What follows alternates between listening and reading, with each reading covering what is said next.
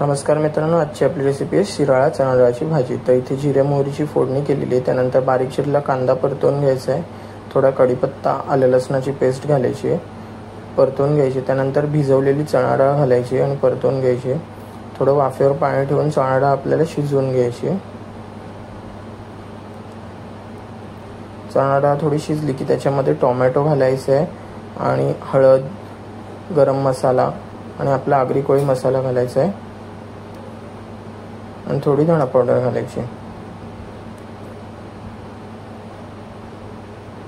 हे सर्व व्यवस्थित परतवून घ्यायचे आपल्याला आणि थोडं हलकं वाफेवरचं गरम पाणी घालून पुन्हा एक वाफ काढून घ्यायची।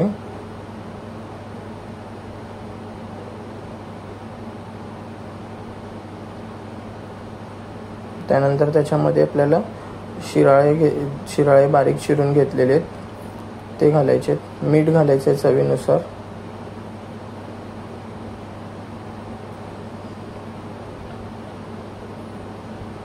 आणि झाकण देऊन वाफेवरतीच पाणी न घालता ही भाजी शिजवून घ्यायची। तिथे भाजी शिजलेली आहे, त्याच्यामध्ये थोडं ओलं खोबरं घालायचं आणि कोथिंबीर घालायची। तर रेडी आहे शिराळा चणा डाळची भाजी।